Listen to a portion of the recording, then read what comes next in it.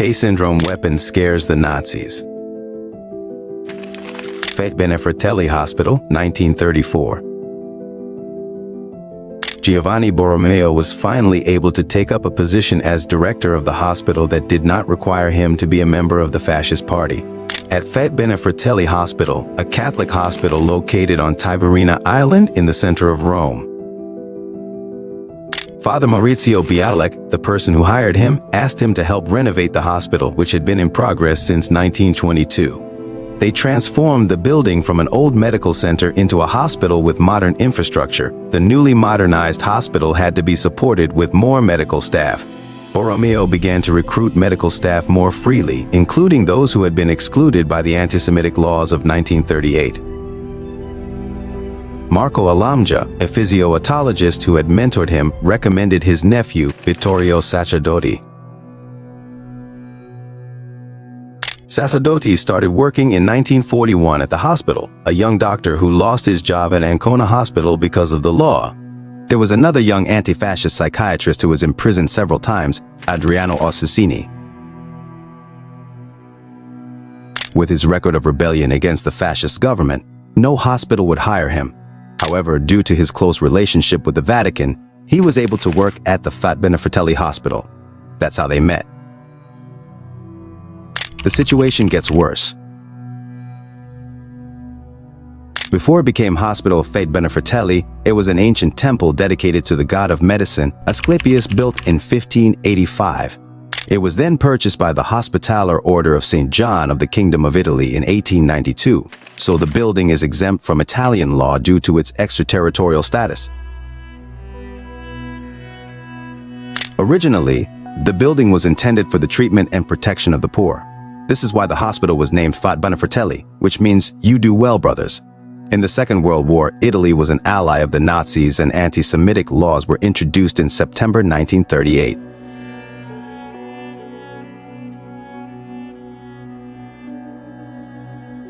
The implementation made Jews gradually lose their civil rights. Jewish cleansing began in educational institutions where Jewish students were banned from attending universities and public schools. Likewise, Jewish teachers were fired and prohibited from working in other public sectors. These laws became more stringent and widespread in 1939. Many Jewish lawyers, doctors, journalists, and other workers lost their jobs. They were also banned from owning radios and obliged to do forced labor. Jews living in Italy began to falsify their personal documents for their survival. One of them was Sacerdoti, who came from an obedient Jewish family. Another uncle, Elio Ottolenghi, bought him fake documents in the name of Vittorio Salviucci after he had been caught by the police. Italy's situation became even more serious at the end of 1943. It began with the fall of Benito Mussolini's fascist regime in September 1943. The Nazis began occupying Italy to prevent an Allied invasion. The most vulnerable Italian population at that time were the Jews. In October 1943, the Jewish population began to be arrested one by one, placed in the Fossoli concentration camp in Carpi, then transferred to the extermination camp at Auschwitz. Within 9 months of invading Italy, the Nazis had sent more than 1,000 Jews to the camp.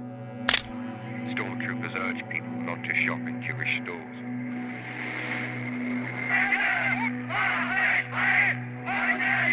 The peak of the hunt and arrests occurred on October 16, 1943. Nazi soldiers crossed the Tiber River to the small Tiber Island, where the Jewish ghetto was located. The Jews began to seek hiding places in various monasteries, churches, convents, and hospitals. Fate Benefertelli Hospital was no exception. Channel to the Volga, but all that will change in 1943. A year is a major turning point in the war, but 1943 has just begun. Creating a brilliant weapon. Fate Benefertelli Hospital did not attract much attention from the Nazis compared to Jewish hospitals. Borromeo could freely set up a radio station with the nuns inside the hospital. He used the radio to communicate with the partisans to organize their struggle. The moment the Nazis began to identify the position of their radio, he threw it into the Tiber River. The hospital's location near the ghetto made Borromeo prepared for any suspicion or accusation. He began planning a weapon to protect the hospital and the Jews who were likely to come for help. He was aware of the fact that the Nazis feared infectious diseases like tuberculosis. He and the two young doctors, Assassini and Sacerdoti, began to create a fake disease that was deadly and highly contagious. They called it Syndrome K, which had symptoms similar to tuberculosis, such as severe stones and death. Other symptoms attributed to the syndrome were paralysis, violent cramps, dementia, and asphyxia. Assassini was the first to name this fake disease. K stands for Koch, the name of the discoverer of the bacteria that causes tuberculosis, Robert Koch. K syndrome can also refer to the names of two figures who were cruel to Jews, Luftwaffe officer Albert Kesselring and the German police chief in Rome, Herbert Kappler. In an interview with the BBC in 2004, Sacerdoti said, "We called it K after the German commander Kesselring, the Nazi commander in charge of the occupation of Italy. The Nazis thought it was cancer or tuberculosis." Le cose si fanno non per avere un riconoscimento, uno le fa per modo spontaneo, vero?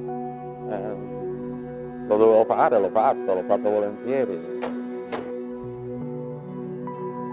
It was Kesselring who ordered Kappler to carry out the massacre at Ardeatine Cave. 335 soldiers and civilians were killed. Assassini then used Syndrome K as a code written in each document to distinguish between those who were really sick and those who were hiding. Because not only Jews but also army deserters, anti-fascists, and partisans were also hiding there.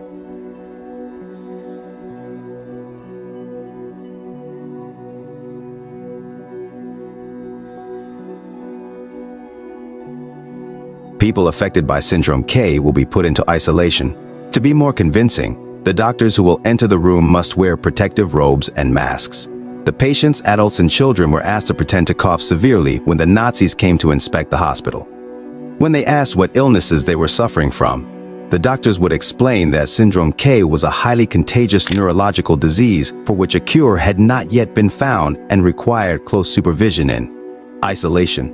They were reluctant to go inside, and they fled like rabbits, says Sacerdoti. Although Fate Benefertelli Hospital was visited less frequently by the Nazis, they came several times because they were required to look for Jews in the hospital. However, they only inspected briefly and did not even enter the isolation room where the fake patients pretended to cough. They would often skip Fate Benefertelli even though searches were being intensified around the hospital. The medical officer in charge checks the condition of every man. Psychiatry makes no sharp division between the mind and the body.